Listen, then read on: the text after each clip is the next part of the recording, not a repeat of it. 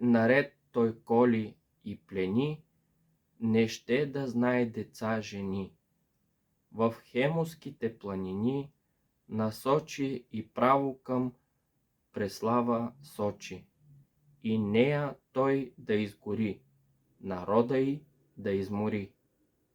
Но Бог на небесни не допусна, врагът с жалостта си гнусна, народ невинен тъй да три, до край кръвта му да изпи. Крум вече се добре приготви, премина друмища и локви, войската му се настани за тез високи планини. В старо време планините с дърва били все покрити, с дъбрави и с гъсталак, обвиснали с зебен шумак. Там всеки българин достоен на бой да иде като воин, захванал място в леса и чака сал за бой гласа. Крум строго заповяда,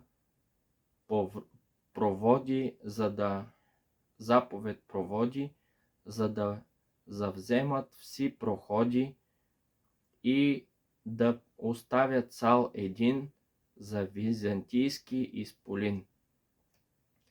Да чакат свободно да мине с зверските си той дружини, и щом пристигне в градът, прохода да заобиколят.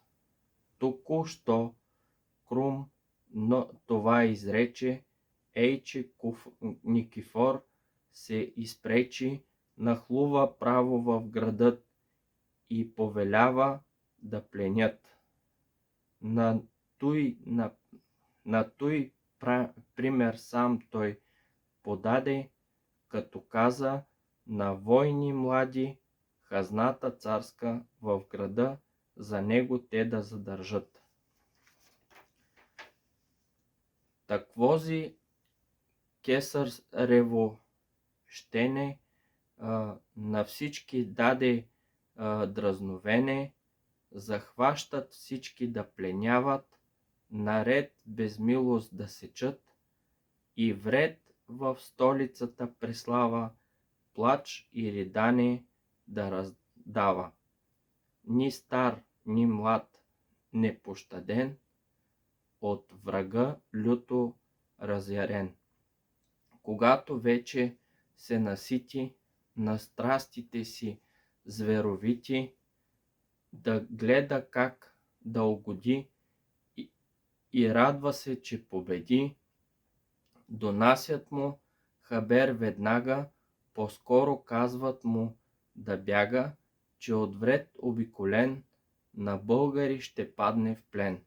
Никифор се на коня мята, на него като птица лята, насам нататък криволи, местата да обиколи, когато вече вред обиде и с очите си сам виде, че няма где да се спаси, на войните си разгласи.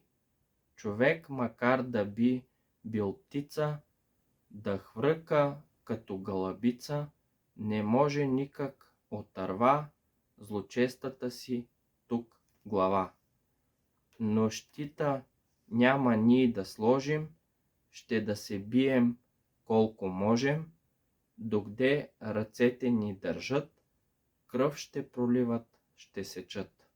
Никифор, тъй като издума, зелената в леса шума, веднага силно зашумя и тропот конски затоптя.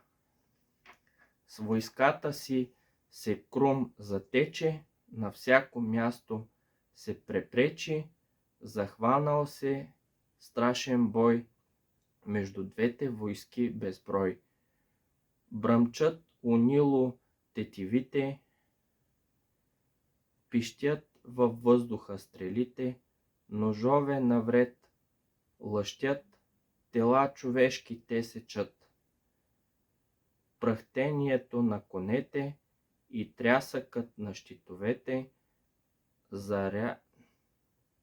разнася се далеч в леса и си възвръща пак гласа. Въздишания се тежки дигат, до сини небеса достигат, земята силно се люлей, кръвта човешка все се лей.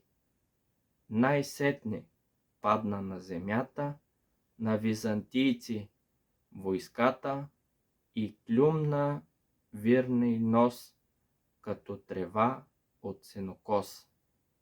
Сам си Никифор тук загина, с въртоглавата си дружина, с всичките си големци и с придворните си скупци.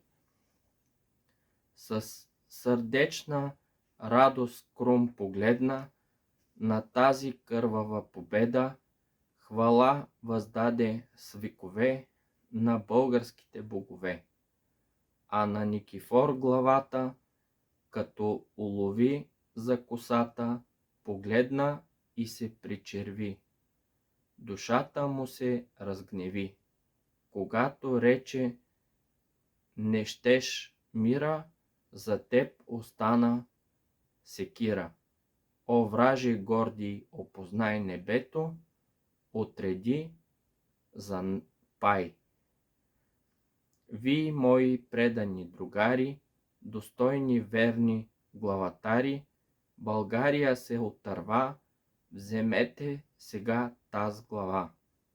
Вземете, та я отрежете, и черепа й очистете от всяка нечистотия, щото докарва гносота. А на огъня я изварете, с чисто злато обковете, писецът с